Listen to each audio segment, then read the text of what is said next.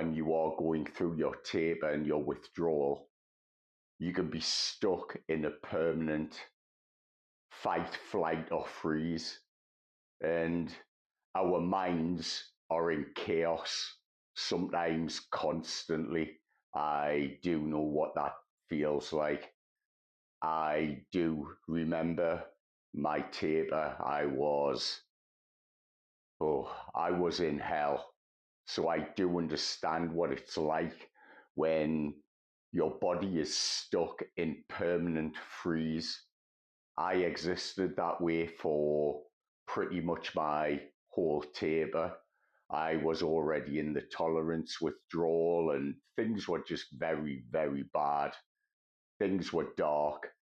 I would stay frozen to my sofa constantly. My mind, my body was in chaos. And sadly, during this time, our mind cannot make sense of what is happening. And that puts our nervous system into instant high alert. For me, during my taper, there was only freeze or fawn. There were many times I was totally and utterly disassociated from reality. And it was dark. It was truly, truly dark. So I do know where you are when you're watching this. I say this every time, but I am healed now. When I'm making this for you now, I have healed my mind. I have healed my central nervous system. And I do just want to share that with you before I go any further forward. So when you're watching this, I don't want you to think that there is no way forward. There is no hope, because there is. I took my last pill close to 5 years ago now. In fact, let me think. 5 years and 2 months ago. As I'm making this now, summertime is just starting to arrive where I live. And it was still very difficult for several years after that. But all of our journeys are unique to us. It was only when I started to do the things that I talk with you about that I would start to come through the other side. And I was dealing with many other issues on top of my taper. I was basically living a life of solitude, with the exception of my daughter. And I adore my daughter. I was a single parent for quite a long time, and I was dealing with a lot of addiction issues. I had done so my whole life, but I don't really want to bore you with that again. I'm sorry if I do sound a little bit different today, but for the first time in close to 20 years, I've gotten an ear infection. So the world's a little bit muffled for me at the moment. And it's quite strange, actually, because it was only 1 year ago, almost to the month, that I got fitted with a hearing aid. And I finally understood how deaf I had been my whole life. So getting this ear infection the last couple of days has reminded me where I existed for 52 years. And that's why I make these for you, because the hell you're in now, the nightmare you're facing with the chaotic thoughts and the nervous system that is always on high alert, you can get through this. You concentrate on your structure and your routine for your day. And I have to say this, it is so important you try to stay away from your mobile phone. I know what it's like when you want to search for answers to what you're experiencing right now, but all you will find online is more confusion, self-pity, and more chaos will occur within your mind. What we take in through our eyes will become our reality during this time.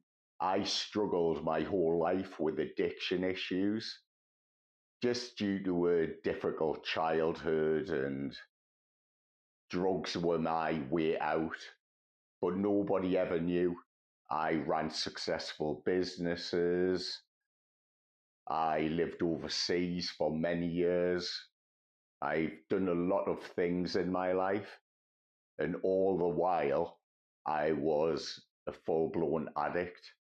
I didn't even know myself. Now, my journey with benzodiazepines will be vastly different to yours. However, the outcome is the same. Our minds get thrown into chaos as we're coming off the medications. A few other things that you can try to do. Something which is very beneficial, especially for your nervous system, is splashing cold water onto your face. Even holding an ice cube in your hand will bring your mind back to the sensation, and it will help to calm your central nervous system too. I always say this: slow, deep, mindful breathing will help. That is pretty much the most beneficial thing that you can do. And you will continue to do this moving forward throughout your life. I moved to Asia and I spent a long time living there. And I went there to try to heal myself. And I studied Buddhism. I tried meditation, but I couldn't grasp what it truly was. It's the act of breathing slowly in through your nose, deep down into your diaphragm, and then slowly out through your mouth. And you learn to just watch your thoughts as they occur. All of the chaos within your mind now, it's not who you are. It's your mind trying to make sense of the absolute madness that is going on. Your natural calming abilities have been stripped away. And to combat that, because our minds like homeostasis, all of your excitatory chemicals, glutamate, have been dialed up 1,000%. So your mind has no way to calm. And that is why mindfulness can help you during this time. When it all becomes too much, stand up and move around a little bit. Try to release some of the energy within your body. Try not to stay frozen to the same spot. Another thing you can try, if you can bear it, is to have a cold shower. That will help to bring you back to the present moment, giving your mind something to focus on, and it will also calm your nervous system. Now, I'm going to suggest this to you, and it's not something I had ever tried before, but if you give yourself a hug,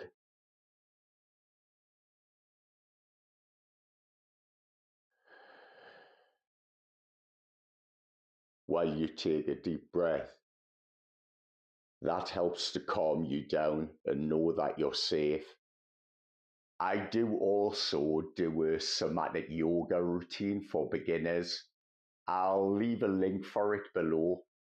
It's a very simple, easy to follow 7-minute routine, and it's very good for letting your nervous system know that you are safe.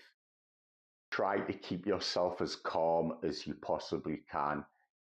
Something that is quite good for calming your mind also is if you watch a movie or a TV series that you have watched in the past.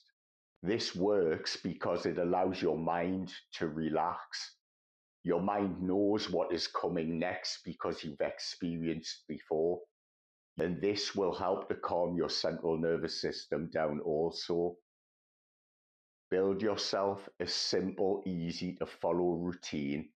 Slowly, over time, you just add one little thing to your day that will help to make your day just a little bit easier. You don't need to think about how many months it's been or how many months it may take.